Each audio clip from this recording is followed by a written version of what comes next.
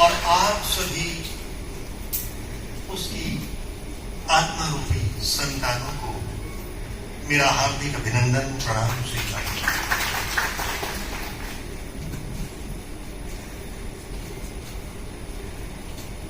ओम शांति, ओम शांति, ओम शांति, ओम शांति। आवाज अभी भी बहुत कम है। ओम शांति। आपको मालूम है ओम शांति का उद्घोष बहुत ही महान मंत्र है। आ ओमा ब्रह्मा विष्णु महेश सतप्रजतम, ये तो हुआ ओम। शाह कहते हैं सामर्थ्य को, या कहते हैं जीवन से लेकर मृत्यु तक के सफर को। उसी का अंत हो जाना, यानी मन का अंत हो जाना बुद्धि के द्वारा, जो यहां राजयोग में सिखाया जाता है।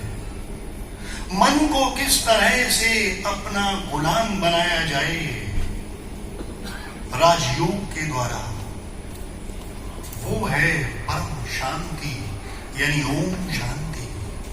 प्यार से एक बार कहेंगे ओम शांति। धन्यवाद। मंच पर आसीन आदरणीय राजयोगिनी तपस्विनी ब्रह्मा कुमारी सुदेश दीदी जी, उषा बहन जी, दिल्ली से पधारी सपना बहन जी, मेरे दो आध्यात्मिक गुरु जिन्होंने मुझे यहां बहुत कुछ सिखाया है, आदरणीय भ्राता राजयोगी तपस्वी रामनाथ भाई जी और राजयोगिनी तपस्विनी मनोरमा बहन जी। इनसे मैंने बहुत कुछ सीखा है। इनको भी मेरा सादर प्रणाम स्वीकार करो। राजयोगी बीके मृत्युंजय भाई जी, राजयोगिनी ब्रह्मा कुमारी आशा बहन जी, यहां पर मंच संचालन कर रहे बीके श्री श्रीनिधि जी, और साथ में बहन वीणा जी मधुर वाणी सुना रहे हैं सब, और आप लोग उसका श्रवण कर रहे हैं। लेकिन कुछ लोगों की आंखें बंद थी। ध्यान रखिएगा कि अगर एक मटका ले लें और उसे उल्टा करके रख दें, बाहर बरसात हो रही हो, मटका कभी नहीं भरेगा। सीधा रख दें, मटके का पेंदा टूटा हुआ हो, बरसात कितनी भी हो जाए फिर भी नहीं भरेगा। भरेगा तब जब मटका सीधा हो, पेंदा टूटा हुआ ना हो, यानी आपका ध्यान इधर हो, तभी ये संत लोग ज्ञान वर्षा कर पाएंगे और आप ज्ञान को संभाल पाएंगे।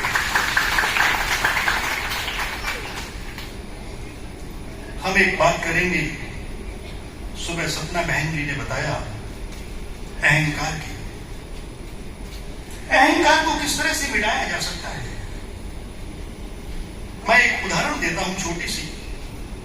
दो संत किसी अमीर के घर में पहुंच गए। खाने का समय था। संत थके हुए आए थे। उस अमीर व्यक्ति ने कहा, महाराज आप नहा धो लें, इसके बाद आपको भोजन परोसते हैं। एक संत नहाने के लिए चले गए। उन्होंने दूसरे संत से, अमीर ने पूछा, सेठ ने पूछा, आपके साथी तो बड़े विद्वान नजर आते हैं। बोला, विद्वान? इसके पड़ोस में भी नहीं बसते, ये तो मेरा गधा है, गधा। अब वो पहले वाले संत नहा के आए, दूसरे नहाने चले गए। फिर वही सेठ ने सवाल पूछा कि आपके साथी तो बड़े विद्वान नजर आते हैं। बोला, विद्वान? का खा जानता नहीं, शास्त्र कभी पढ़े नहीं ढंग से, ये तो मेरा बैल है, बैल। यानी एक ने एक को गधा बता दिया, दूसरे को बैल बता दिया। खाने का समय आया, चांदी की तश्तरी ढकी हुई, भोजन सामने आया। जब ढका हुआ पर्दा हटाया गया तो देखा कि एक में भूसा था और एक में चारा था। क्रोधित हो गए संत। बोला, महाराज आप ही ने जो दूसरे को बैल और गधा बताया, वैसे ही भोजन परोस दिया।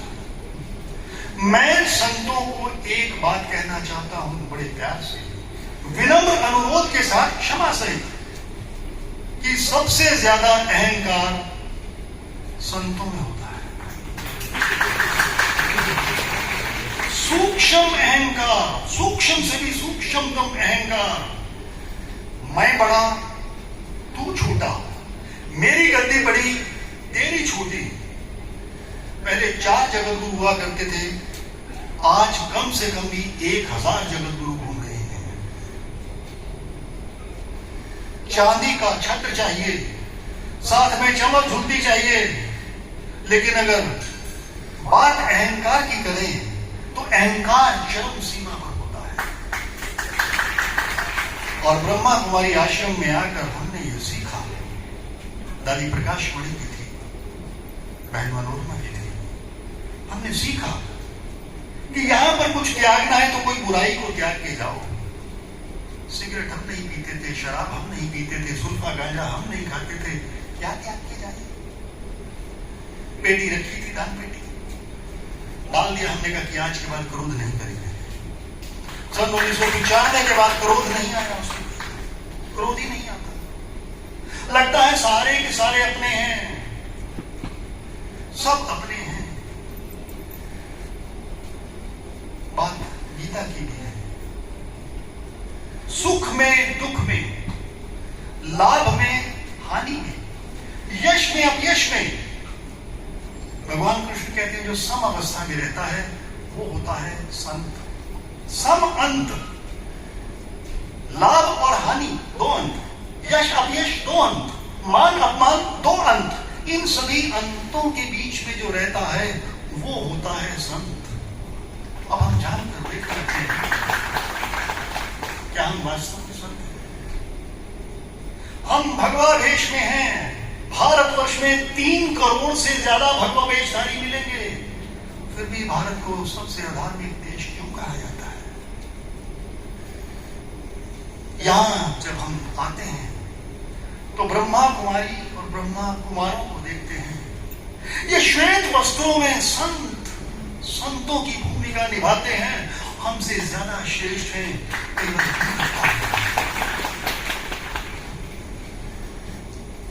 आप देखते हैं युद्ध होते हैं, युद्ध चल रहे हैं अफगानिस्तान में भी, युद्ध चल रहे हैं पाकिस्तान में भी, युद्ध चल रहा है यूक्रेन का और रशिया का भी, युद्ध चल रहा है इजराइल और फिलिस्तीन का भी। और सब क्या कहते हैं? क्या कहते हैं उनके प्रमुख? क्यों युद्ध कर रहे हो पूछा जाता है तो जवाब देते हैं, हम शांति चाहते हैं। युद्ध से क्या शांति आएगी? अरे सीखना है तो आगे ब्रह्मा कुमारी आश्रम से कुछ सीख लो ना। प्रेम कैसे किया जाता है वो सीखो। और प्रेम की तो कोई भाषा भी नहीं होती। वैसे भी 100 साखी श्री गुरु गोविंद सिंह जी आप जी एक लिख के गए हैं जिसमें भविष्यवाणियां हैं, भविष्य पुराण में भी भविष्यवाणियां हैं। ये बात सत्य कहते हैं। परम पिता परमात्मा शिव, उन्हें जब आना पड़ा इस धरती पर तो क्या वो कुत्ते, बिल्ली, शेर, गधे इसकी बॉडी को या शरीर को धारण करके आते तो क्या आप मैं और उनकी भाषा समझते? परमात्मा एक शक्ति है, ये भी बताया गया, परमात्मा एक ऊर्जा है। उसे भी निराकारी को जब यहां पृथ्वी पर आना पड़ा तो आपकी और मेरी भाषा में बात करने के लिए आना पड़ा।